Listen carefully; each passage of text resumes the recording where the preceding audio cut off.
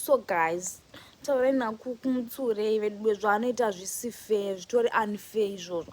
Imagine guys, every time patinobuda anonitakurisa wallet ya guys, ndoisa muhandbag mangu, but ndakamudzoti unofanira kubhadhara rent sha, unofanira kubhadhara mari transport. Imagine guys, ndingamuchengetera just wallet yake muhandbag mangu isingabhadhare rent, isingabhadhare futi transport yekuti ndiri kuitakura ndikuenda nawo. But guys, izvi zviri kundinyima mari yangu guys, kukaundinyima mari yangu and it's not fair.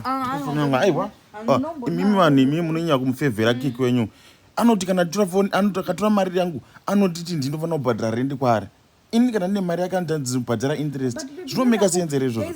Aiwa, ndamuborowesa mari yangu guys. Indishewe iniwa kumana. Ayambana let's be fair. Timbomira zvefavor. You pay with 10% interest pay ana. Kuyo kubhadhara wa 10% panenge une wallet yangu. Guys, let's be fair. Haukamukuti iye kana aine mari yangu ndindofanira kubhadhara rendi kwaari. Ini ndikatora mari yake anotiti ndichibhadhara 10% or whatever mari.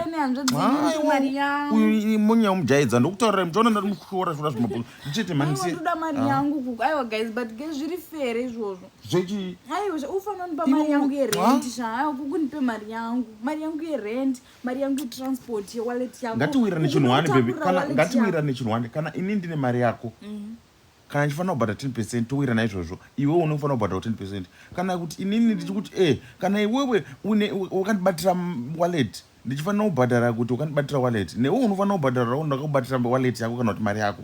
Ngatiwirane chinhuwane kuti iwe ndofanira kungopiwa mari chete. Okay, ina ndikuchengetesa mari yangu, saka chitangwa ndipa mari yangu. Kuku ndipe mari yangu. Kiki mandisiya. Kuku wallet mako mune mari kuku.